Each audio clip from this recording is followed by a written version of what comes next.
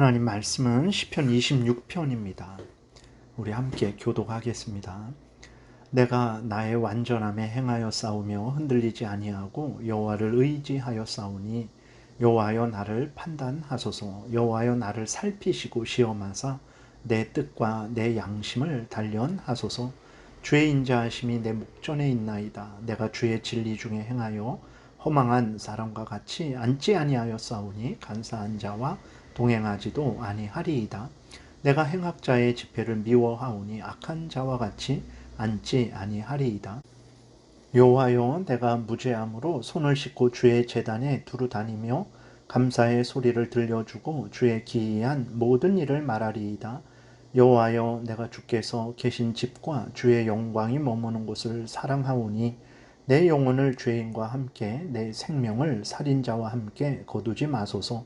그들의 손에 사악함이 있고 그들의 오른손에 뇌물이 가득하오나 나는 나의 완전함에 행하오리니 나를 속량하시고 내게 은혜를 베푸소서. 내 발이 평탄한 데에 섰사오니 무리 가운데에서 여호와를 송축하리이다. 아멘.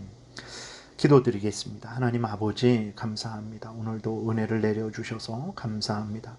이 시간 하나님의 말씀을 전하고 듣습니다. 성경을 통해서 알려주시는 하나님의 뜻을 잘 깨달아 알게 도우시고 또 하나님이 알려주시는 대로 잘 믿고 따르게 도우소서. 감사드리고 예수 그리스도의 이름으로 기도드렸습니다. 오늘 본문에 보게 되면 이제 다윗은 자신이 하나님 앞에서 행한 의로운 삶, 즉 죄를 미워하고 버리고 하나님을 경외하며 하나님의 말씀을 따른 삶을 하나님께 아뢰고 있죠. 그리고 하나님께 은혜를 간절히 구하고 있는데 그 구하는 은혜가 무엇입니까?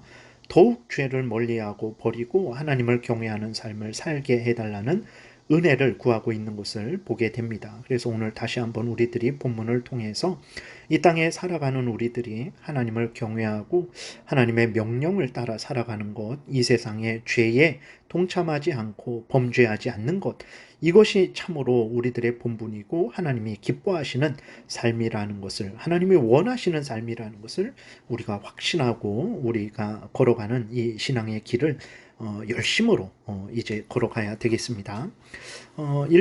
먼저 1절에 보게 되면 이제 다윗은 자신이 하나님 앞에서 어떻게 행했는지를 하나님께 아뢰고 있어요. 말씀드린 대로 다윗의 삶은 죄를 미워하고 버리는 삶이었어요. 범죄하지 않는 삶이었고 또 동시에 유혹을 하는데 그 유혹에 빠지지 않는 삶인 것을 우리가 확인하게 됩니다. 1절에 내가 나의 완전함에 행하여 싸우며 흔들리지 아니하고 여호와를 의지하여 싸우니 여호와여 나를 판단하소서. 그래요.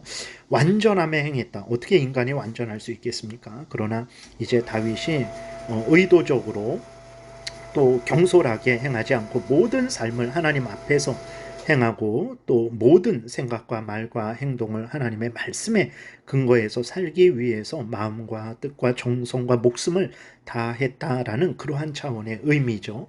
그리고 다윗은 많은 유혹이 있었지만 흔들리지 않았습니다. 그러니까 유혹이 우리 스스로, 우리 죄성이 우리를 유혹을 하죠. 하나님 뜻대로 살지 말고 우리 탐욕대로, 우리 원하는 대로 살고자 그렇게 하죠. 그리고 세상이 유혹을 합니다. 그리고 사탄 마귀가 유혹을 하는데 다윗이 흔들리지 아니했다 그랬어요. 그러니까 예를 들어서 우리로 하여금 정말 세상은 죄를 짓지 않을 수 없을 정도로 우리를 유혹을 합니다. 그런데 예를 들어서 보복을 하지 않을 수 없을 정도로 저 사람이 나에게 이러한 일을 했으니까 내가 지금 이렇게 하는 것은 합당하다 라고 우리를 유혹을 합니다. 그런데 다윗은 그러한 유혹에도 흔들리지 않고 하나님의 말씀을 따라 살아갔다라는 것입니다. 그래서 이것이 진실하니까 하나님 앞에 담대히 여호와여 나를 판단하소서라고 이렇게 말을 할 수 있었던 거예요. 우리도 부족하지만 마음과 뜻과 정성과 목숨을 다해서 하나님을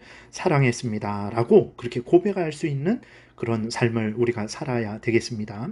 3절에 주의 인자하심이 내 목전에 있나이다. 내가 주의 진리 중에 행하여 4절 허망한 사람과 같이 앉지 아니하여 싸우니. 그러니까 하나님의 은혜를 힘입어서 다윗은 항상 하나님의 뜻대로 살아갔고 허망한 사람과 같이 앉지 아니했다. 5절에 내가 행악자의 집회를 미워했다.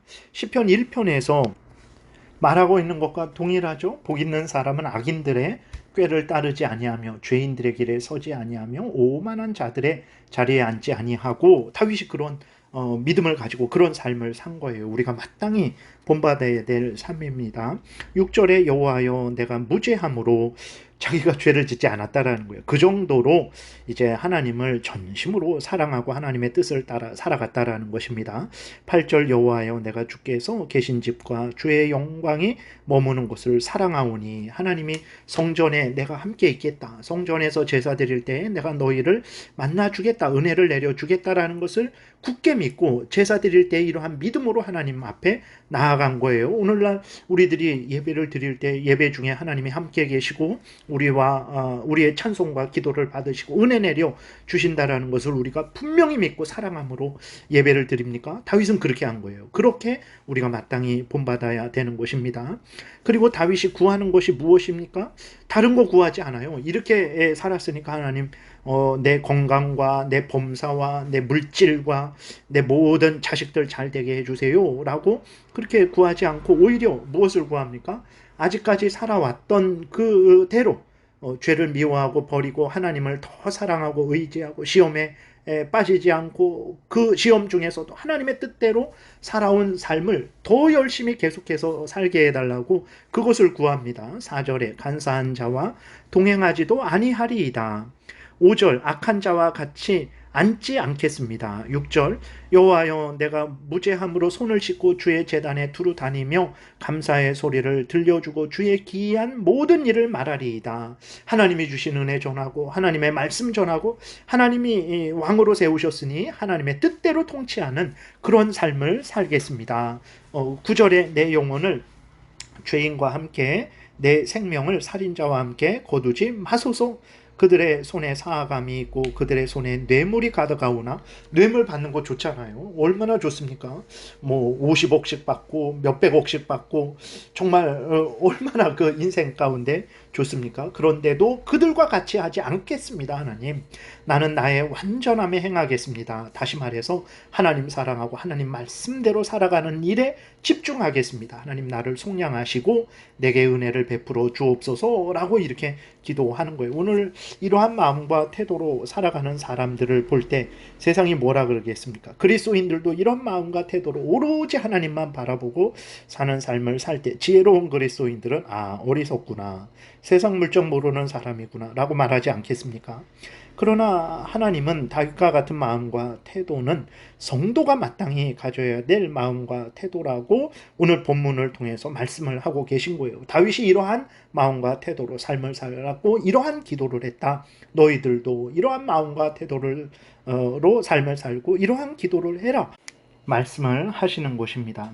스스로 범죄하지도 않으려 하고 또 유혹에 따라서 범죄하지도 않으려고 하는 마음과 태도, 오직 하나님을 사랑하고 범사에 하나님을 인정하고 하나님을 경외하고 하나님의 말씀대로 신앙생활과 모든 일상생활을 살아가고자 하는 마음과 태도, 우리가 마땅히 가져야 될 마음과 태도죠. 그러면 이제 우리 마음에 질문이 생길 수 있어요. 하나님, 이러한 삶은 너무나 참 연약하고 가질 거 못 갖는, 누릴 거 못 누리는 그런 삶이 되지 않겠습니까? 라는 질문이 들 수 있어요.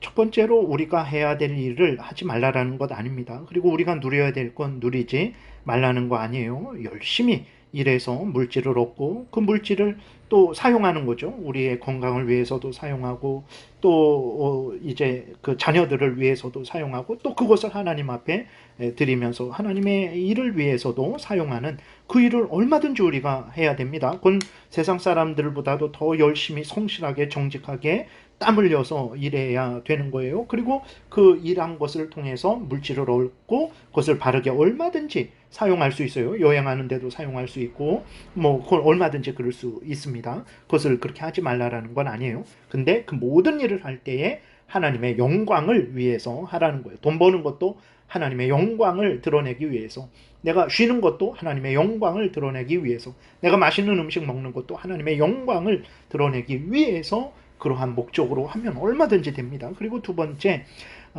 절대로 연약하지 않을 거예요. 부족하지 않을 것입니다. 왜 그렇습니까? 하나님은 하나님을 경외하는 자를 지키고 보호하실 것이기 때문에 그렇습니다. 그래서 그러한 인생이 물론 조롱을 받겠죠. 근데 누구로부터 조롱을 받습니까? 하나님으로부터 조롱받지 않습니다.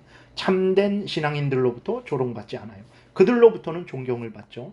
그리고 이제 조롱받는 사람은 바로 조롱하는 사람들은 바로 이제 악한 사탄 마귀와 그 무리들이 조롱을 할 거예요. 그러니 걱정하지 마시고 하나님을 잘 경외하고 다윗과 같이 죄를 미워하고 버리고 유혹이 올지라도 하나님의 말씀대로 맞서고 하나님의 말씀대로 그 상황을 이겨나가고 더 하나님 사랑하는 여러분들 되시기를 바랍니다. 기도드리겠습니다.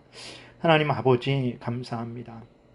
죄를 미워하고 버리고 정말 마땅히 이렇게 할 수밖에 없는 상황인데도 내 마음대로 행하지 않고 하나님의 말씀대로 살아가는 것, 하나님을 더 사랑하고 의지하고 경외하는 것, 우리의 본분임을 깨달아 알고 열심히 이 일을 행하게 도우소서.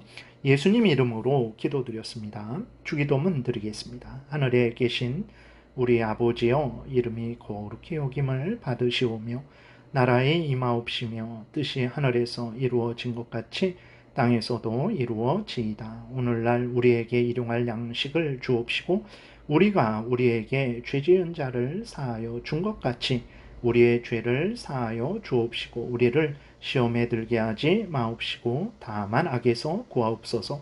대개의 나라와 권세와 영광이 아버지께 영원히 있사옵나이다. 아멘.